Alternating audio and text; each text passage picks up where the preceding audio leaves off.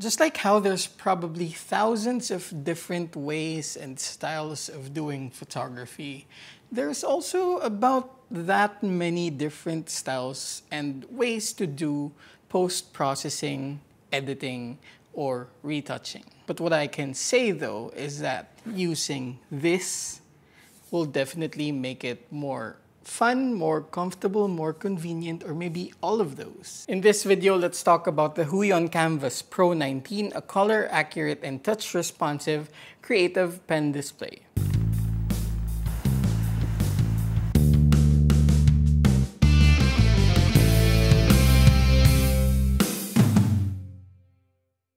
Now, if you're not new to the channel, this is actually not the first time I've reviewed a pen display like this. This is probably the second or third time that I've done a video on it. But even more if you go on F-stoppers, this is probably the 12th tablet or pen display review I've done in the past 3 years. However, there's something that stands out about this review in general because of the combination of features and even the size that this one comes in. So again, here we have the Huion Kamvas Pro 19. It's an 18.6-inch sized pen display with dimensions of 17.6 by 10.7 inches.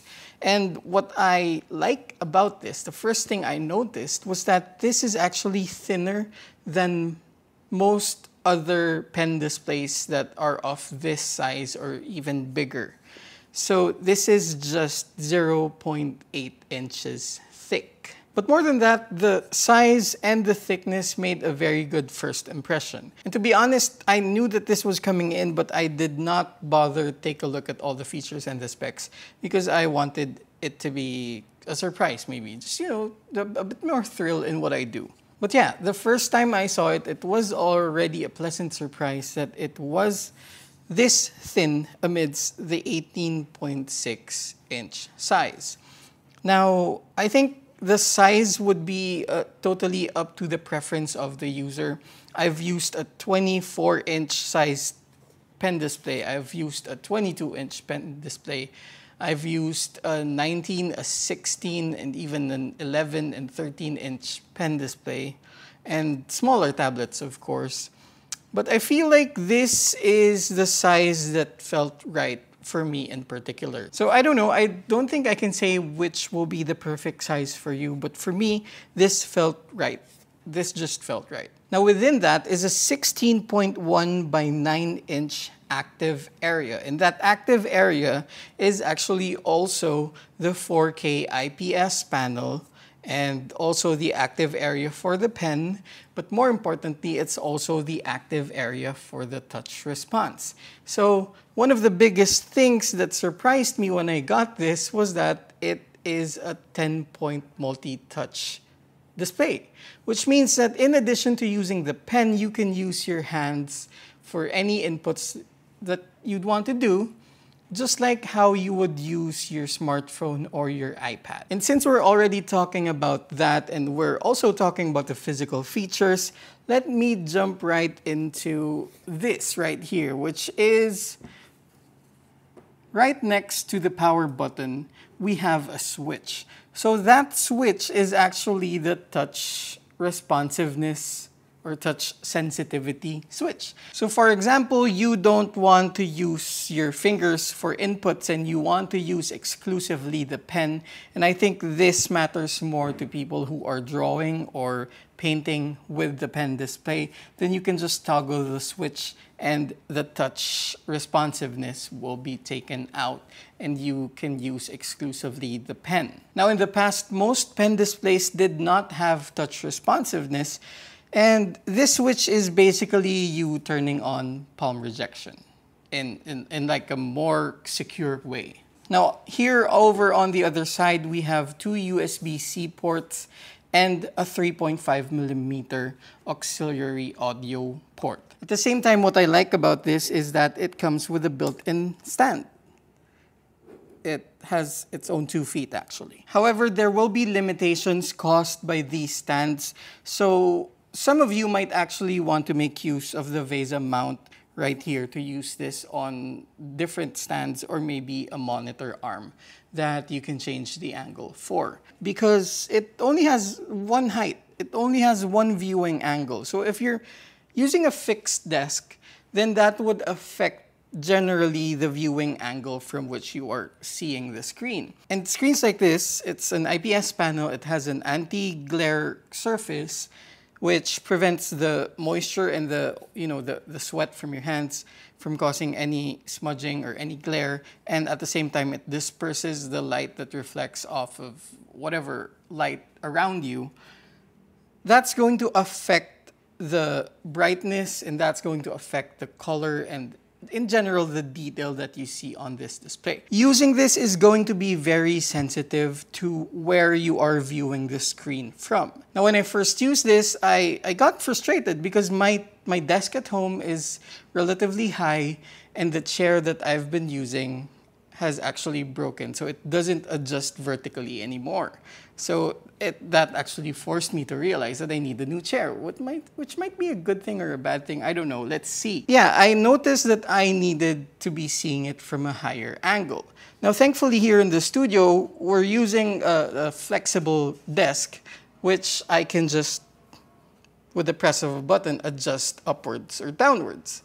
So this is actually a really good viewing angle for me. So to be able to use this properly, you either need a monitor arm. I think this is also compatible with the vari-angle stands that come from Huion, or you either need to be able to adjust the height of your chair or of your desk. That's very important to consider. However, that also applies to any other pen display in the market, because that's just how they are. Now let's talk about the display itself. It's 4K. What you might want to know is that it has a 60 Hz refresh rate and it has a 238 pixels per inch resolution. Now you might be thinking, 4K, duh, that's common, that's standard nowadays.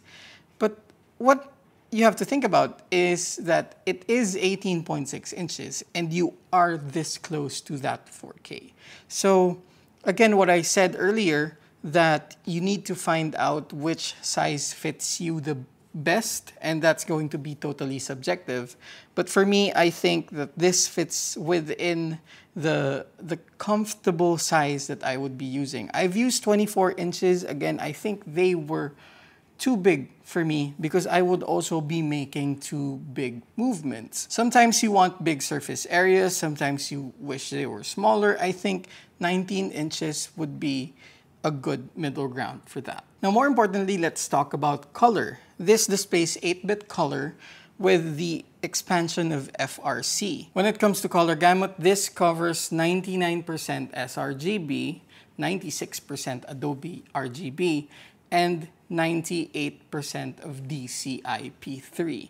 Now, I've reviewed a lot of monitors in the past, and what I can say is that's basically the threshold of what you can achieve with an IPS panel. If you want more than that, you're going to have to use other displays, such as an OLED display. Now, another pleasant surprise when I was opening the box was actually this piece of paper.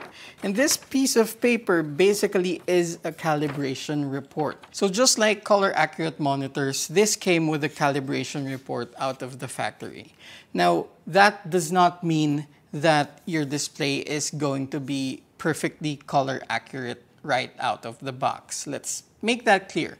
That means that it was tested as to how color accurate it can get in the proper conditions. Now, what you have to do is always use a colorimeter to be able to calibrate your screen, any screen that you are using, to the available light that you have anywhere where you are editing. It's very important to understand that so that you're not expecting something that I believe no monitor or pen display brand has ever achieved, which is universal color accuracy, because that is, I believe, impossible. You have to calibrate it to the surrounding ambient light anytime and anywhere that you want color accuracy. So that's something very important to consider. I say that in every monitor video and every pen display video that I've done in the past. Anyway, this means that it was tested right before it left the factory, or okay, maybe before it was packed. And it says that for this particular unit, the average delta E is 1.05. If you read the website and the marketing material, it says the average is 1.5, which means that this particular one is actually a lot better than the standard set for all of them. So it still depends, it still varies from one product to the other, but what is guaranteed is that it will always be less than 1.5, and that is actually really good. So now let me tell you what comes in the box with the pen display. First, and most importantly, it comes with the key dial mini. So this is a programmable console where you can put all your hotkeys and your shortcuts so that you can set aside your keyboard, or you can have your laptop a bit further away from your working area. And that is just one way to just minimize the movements that you need to do when you are switching from different functions. Instead of having to touch the keyboard or touch the laptop on the side or over here or wherever, you can just have one hand here, and if you're able to memorize all of it, then you have so many keys right here on your left hand, or on your right hand if you want to place it right here. In addition, and another pleasant surprise, is that it now comes with two pens. The first pen is basically similar to the pen that we would have from the older Huion tablets and Huion pen displays.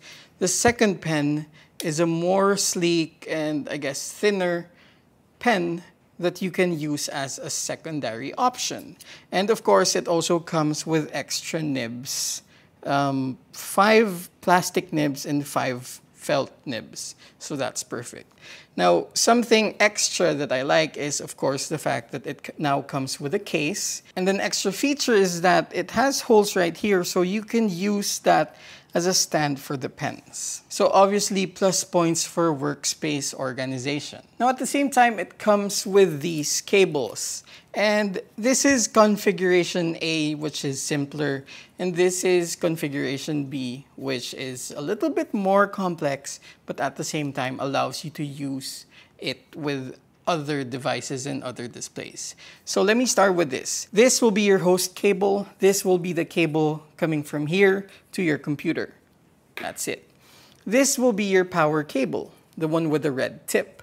This will be coming from here all the way to this 65-watt GAN charger. I don't want to call it a charger because this doesn't have a battery, but it is a GAN power supply. So if you connect that to here and then you connect this to your laptop, that means it can also charge your laptop partially, depending on what your laptop actually needs to run and charge. So that's going to be roughly 40 watts going to your laptop. It might not be enough to charge it, but it might be enough to help maintain the battery level. So that's still a good thing. Now, this 3-in-2 cable is actually for when you want a more expansive setup. One end has 2 USB-C cables, one for power and one for data. And then the other end has a full-sized HDMI cable, a USB-A cable, and a USB-C cable for the host. So this is more usable if you're going to be using it with multiple displays, if you have another monitor or maybe 2 more monitors that you want to use, or if you want to course this through a docking station, which is actually what I do at home. Here for this demo, I'm going to be using the simpler configuration, and I'm going to show you that right now. So here we have the USB-C for the power cable. That's already plugged in to the power source under the desk, and we'll insert that here on the side. And then this is the other cable that will be for the host. Now, one thing I can say is that I wish these were L-type cables because I think that would be better for cable management. I'm going to tuck the cable right here. Now, as you can see, I'm touching the surface and it's not making any inputs, but now I'll toggle the switch right here and I can now make these. So very easily you can toggle the switch so you can turn on and turn off the touch sensitivity, and I really like that feature. Now bear in mind, there are a multitude of reasons why the colors you're seeing on this display do not look as nice. And number one is because we haven't calibrated, and I don't think I need to show you how to calibrate. That could be for another video. But we haven't calibrated this, and at the same time, again, you are seeing it from a different viewing angle than I am, because the camera and I cannot exist in the same plane. So that's something to consider, but I just want to show you the functionality and how to set things up. But if you want to configure it better, all you need to do is open the software, the driver, and that can help you. One thing that's very important to do is to actually select the proper working area. And you can also calibrate the monitor by doing this. Now it doesn't have any keys, so there's nothing to set right here, but you will have to do that when you set up the key dial mini, but I think that will just prolong the video and you can find other resources for that. Now this is also where you configure the digital pen, and as you can see, you can assign different shortcuts for each of the buttons. We have 1, 2, 3 right here, and the eraser right here. What I always do is I always set the most proximal one to the tip as a simple spacebar. Why do I do that? That's going to help me navigate through the Photoshop canvas very easily. Now, something I really like about this pen display is this. Back then, the pen display or the tablet will only be relevant to you when you're already in the manual editing or the retouching phase. And that's specifically what I would do on Photoshop. But since this is, again, a color accurate display, and this is also a touch display, then very easily I can also use this either with my hands or with the pen on something that does global processing, just like Adobe Lightroom. So even on the develop module, I can just use the pen, or I can even use my fingers to be able to select whatever I want to select. But if you are using this, you might want to use this in bigger magnification, especially when you use the sliders, because it might not hit the sliders always as accurately as what you would want because of the resolution of the entire screen. In addition to using Lightroom or Camera Raw, you can actually also use this on other software, such as this one. This is Radiant Photo.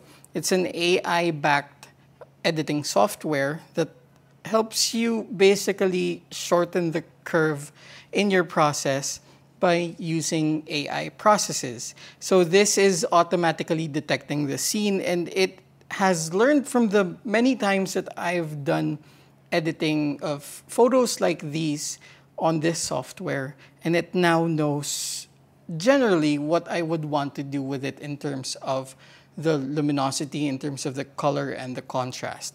So this is what it looks like before, and using this, you can actually slide it to show the difference that it made. So it made some of the highlights brighter, but also managed the whites right here. And at the same time, it perfectly got the color that I want to have on the wooden textures right here.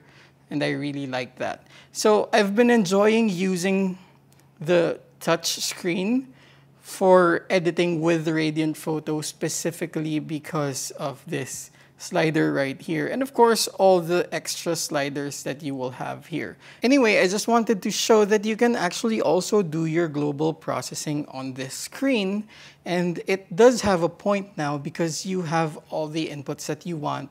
You don't need to use the mouse anymore. You can use your fingers or the pen, or you could use the key dial if you have configured it, and I haven't for this particular instance. Also, if you're interested in Radiant Photo, I will put the link down below in the captions, and you can get a 30-day free trial. And if you choose to get the one-time purchase, then automatically you buy me a couple of cups of coffee as well. So thank you if ever you do that. It's a really great app, especially if you need to be very fast with your editing. And yes, it can also do batch editing. Now, given that, I still have to say that most of what I would do with this pen display will still be on Photoshop. Again, the best thing I like is the fact that I can just do this. Now, earlier I said that I use this button as the hotkey for the space bar, and that's because I can use this to drag and navigate.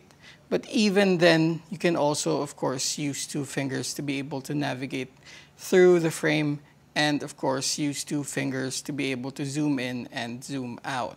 Now, one thing I can do with this is to use this for blending and manual brushing in and out of elements, but I do not particularly do that so often when it comes to photos like these, which is an interior shot, of course. Now, what I would do here is actually do retouching and just a bit of cleaning up on some of the details. There's a lot of clutter we'd want to take out right there, but I'd like to first start with some sensor dust that I saw right here. And to be honest, all of these things have been getting so much simpler nowadays because the software is now backed by AI as well. And at the same time, of course, tools like this have been emerging, making things not really complicated, but more capable of things that will just basically make things easier for us. I love this peanut butter brand, but I'm gonna have to take it out. And back then, you would have to use clone stamp or spot healing or whatever else. Now, I just use the remove tool, and that's gonna do almost everything that I have to do because the software is getting that smart. And no, this is not some special software or special plugin I'm using on Photoshop. This is just Photoshop. And if you haven't been using this, then you have been missing out. Now, if you don't have a Photoshop or Lightroom subscription yet, I also have an affiliate code. Just putting it out there. Now, I'm going to do this very quickly and just take away the stuff that I think will be distracting. But at the same time, I want to somehow still preserve some of the things that are here. And this is just AI. It's just filling out basically the blanks that it is also creating. And I'm just taking out the things that are just looking like cluttered, like this stapler, for example. Now, we are editing at 163%. So basically, most of the things that you are seeing here are actually not going to be things that will be visible when you post this on social media or even when you print it. But I like to be extra cautious. And I'm not going to take away the personal items here because the client is also the homeowner. But what I will be doing is that basically, I'm just going to take out the things that already stand out. Now, what can I say about this? This device makes it easier. It makes it more comfortable. It makes it more efficient. And it might be a combination of all those things depending on how you actually use it. There are, of course, so many other things that you can do with this. You can just imagine you have a pen, you have a color accurate screen, and that's basically what you're gonna need to be able to use this for your own workflow. Whatever that workflow is, I think this has a way of contributing to that and making it more efficient or more comfortable or just maybe more straightforward. Well, there we go. This is, again, the Huion Kamvas Pro 19, an 18.6-inch color accurate and touch responsive pen display. If you have any questions about this, then do leave them down below in the comment section, and I will try my best to get to each one of them. And I will also put a link below where you can check this out depending on where you are located. Now, if you're new to the channel, of course, my name is Nicco Valenzuela. I am a landscape and architectural photographer, and in this channel, we have loads of content about photography, about editing, and all the gear and tech that I use surrounding that. So if you're interested in any of that, then do click that subscribe button and hit that notification bell, and maybe even tell your friends. I mean, that wouldn't hurt, right? In any case, thank you for watching.